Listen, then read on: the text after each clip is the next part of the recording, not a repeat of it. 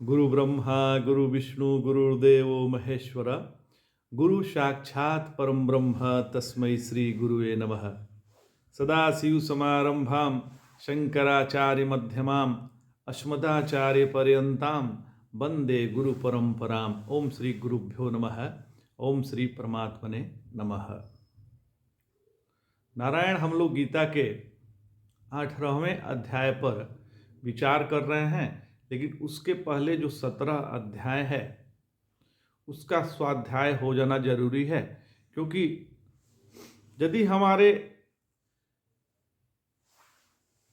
18वें अध्याय को, गीता के 18वें अध्याय को यदि हमें अच्छे से समझना है, हालांकि ये तो सभी अध्याय का निचोड़ है, लेकिन इसको सही से समझने के लिए पिछले 17 अध्याय का ज्ञान होना अत्यंत आवश्यक है। देखिए, भगवान ने पहले 6 अध्याय इसलिए बताए कि हम अपने आप को सुधारें, अपने दृष्टि में परिवर्तन लाएं।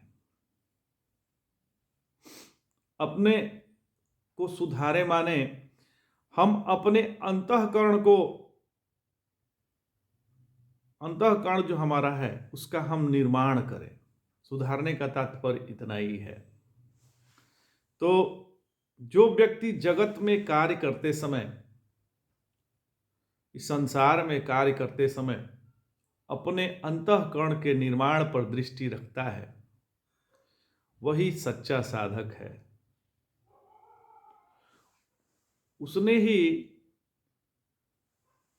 गीता को समझा है। तो हमारी दृष्टि कहाँ होना चाहिए? तो हम कोई कार्य कर रहे हैं, उससे कोई लेना देना नहीं है। हमारा इसके कारण से हमारा मन तो दूषित नहीं हो रहा है, हमारा मन पवित्र है, हो रहा है कि नहीं हो रहा है, इस पर जब दृष्टि हम दे रहे हैं तो हम सही में भगवत गीता को समझ पाए हैं। तो जो व्यक्ति जगत के कार्य करते समय जगत को सुधारना चाहता है, वह अपना सत्यानाश ही करता है। और वह जो जगत को सुधारना चाहता है वह एक श्रमिक है। उसने धर्म में तो प्रवेश ही नहीं किया है। यह 6 अध्याय में भगवान ने ध्यान की प्रक्रिया ठीक तरह से समझाया है। तो नारायण, भगवत गीता के अनुसार जीवन चलाना माने स्वच्छंदता की जिंदगी नहीं। यह स्वच्छंदता की जिंदगी नहीं है। भगवत गीता की मस्ती है आत्मोपम्येन सर्वत्र शमं पश्यति यो अर्जुन सुखम वा यदि वा दुखम सह योगी परमो मतः। परम योगी वही है जिसमें समत्व की सिद्धि हो गई है, जो समता को प्राप्त हो गया है।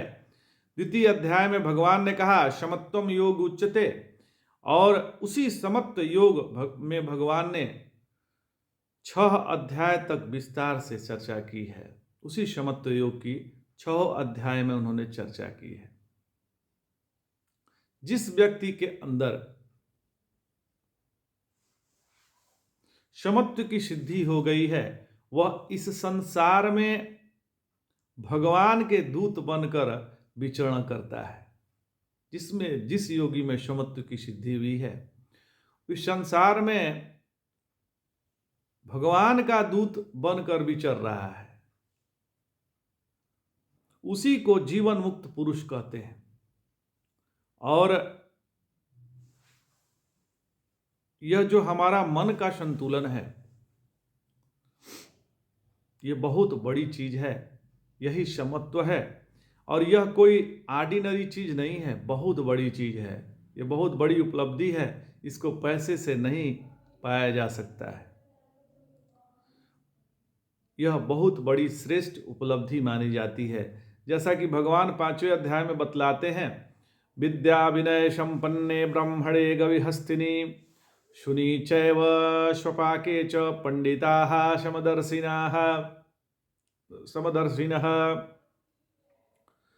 तो ऐसे जो ज्ञानी जन विद्या और विनय से संपन्न ब्राह्मण हैं, तथा गाय, हाथी, श्वान और चंडाल में शम तत्व को देखते हैं, वह योगी है। वो किसी को इम्पोर्टेंट ज्यादा नहीं देते, सब में वही परमात्मा प्रकट हो रहा है, वह यह ध्यान देते हैं। देखिए नारायण, पहले 6 अध्यायों में हमने यह सीखा कि जगत में व्यवहार करते समय हमारा अंतःकरण का निर्माण हो रहा है, यहां ध्यान देना है। और अंतःकरण का निर्माण कैसे होगा? तो जब हम जगत में व्यवहार कर रहे हैं तो हमारा मन संतुलन तो नहीं खो रहा है, यहां ध्यान देना है।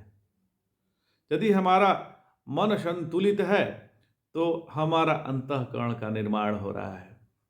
देखिए, इसी मन के संतुलन को लेकर एक कथा आती है महाभारत में, यह श्रीमद् भागवत में नहीं है।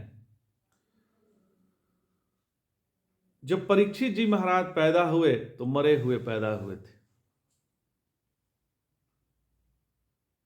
तो उत्तरा जी ने कृष्ण जी से जाके कहा कि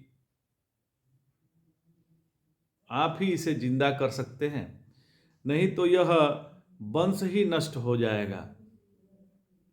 तो भगवान कृष्ण ने कहा कि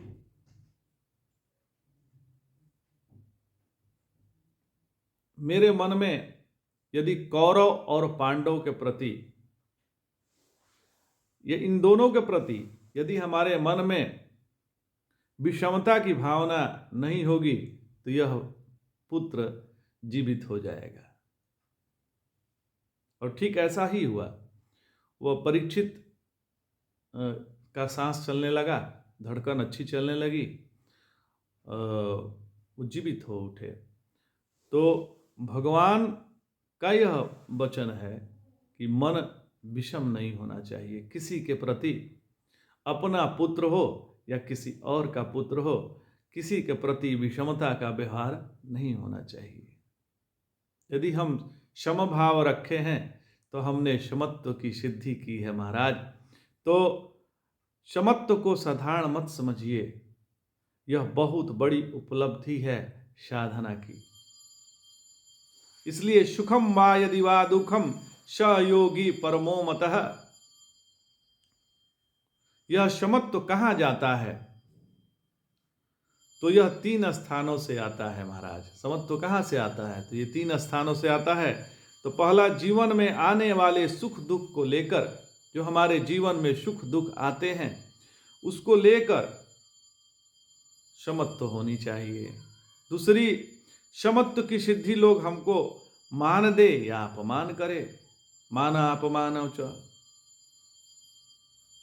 और तीसरी, जब हम जगत में व्यवहार करते समय चाहे लाभ हो और चाहे हमारी हानि हो, इसमें हम समता भाव रखें, क्योंकि भाई कोई काम कर रहे हैं तो लाभ भी हो सकता है, हानि भी हो सकती है। तो ये 3 स्थानों पर यदि हम अपने जीवन के समत्व को बनाए रखते हैं, तब हम जाकर भगवत गीता का 6 अध्याय ठीक प्रकार से ग्रहण किए हैं, अन्यथा नहीं किए हैं। अब सवाल यह है कि यह तो बहुत कठिन है महाराज, और कुछ और सरल बात बतलाइए। जैसा अर्जुन का प्रश्न है कि भाई यह आप तो ज्ञानी हैं, जैसे हम लोग कह देते हैं अपने गुरुदेव भगवान को कि आप तो सन्यासी हैं, आप तो बाल ब्रह्मचारी हैं, आप सन्यासी हैं, आप तो ये समत्व भाव आप में हो सकता है, लेकिन हम तो गृहस्थ हैं, हमें कैसे संभव है? यही अर्जुन का भी भगवान से प्रश्न है। तो देखिए,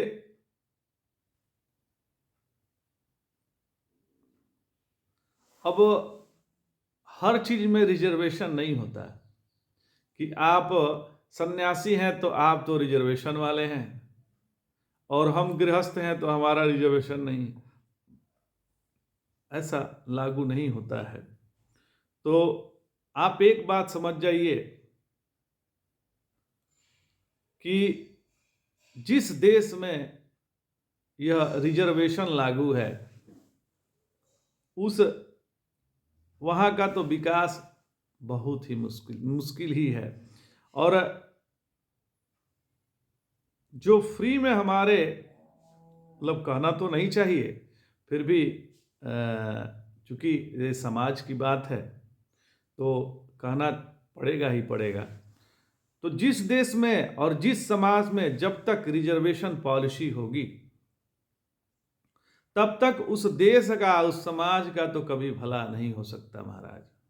जिस समाज में रिजर्वेशन पॉलिसी है आप देख लीजिए, उस समाज का भला नहीं हो सकता।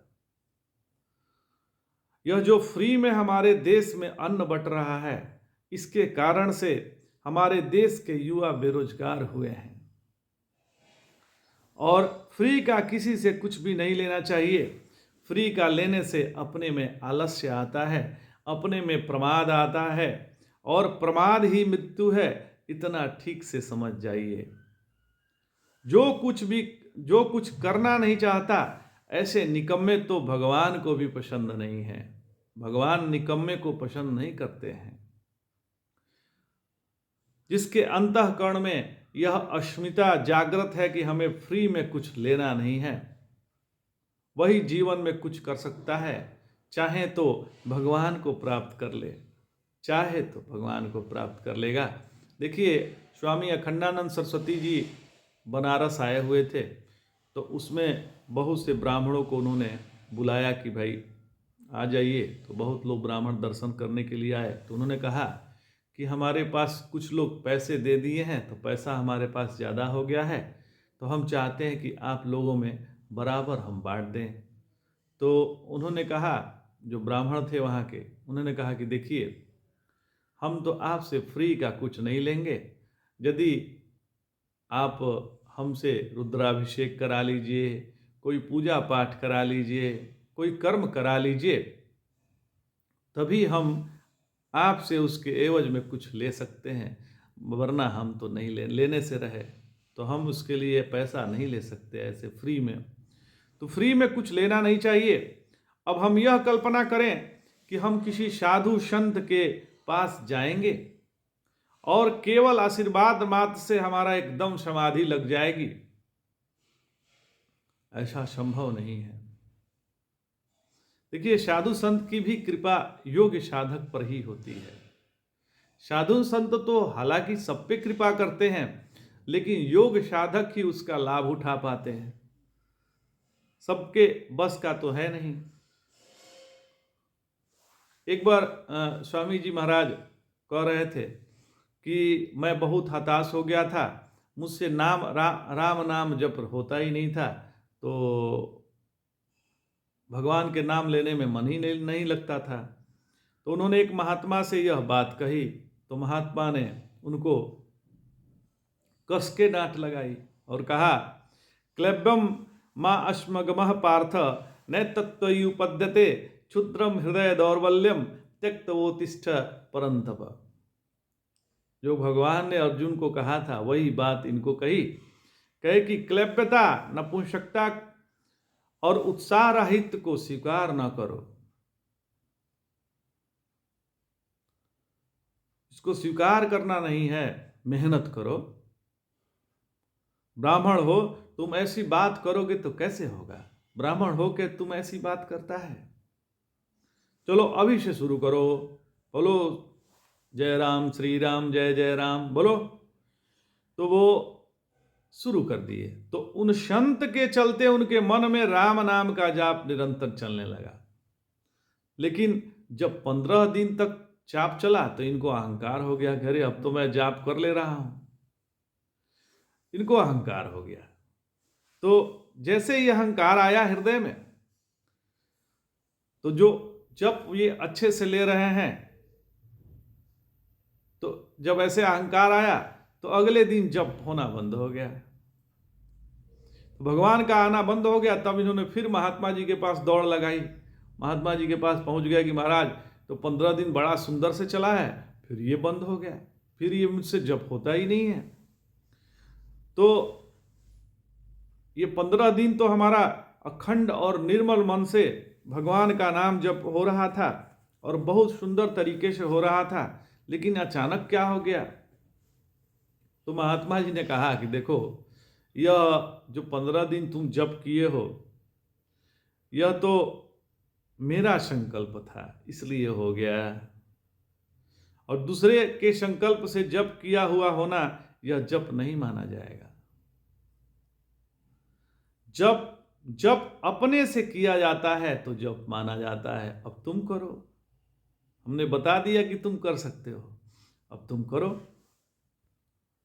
एक हमारे साथ रहते हैं विकेश मिश्रा जी, उनको गुरुजी ने कहा कि अरे देखो, ये अश्वनी गायत्री पुरस्चरण किया है, तू भी गायत्री पुरस्चरण कर ले।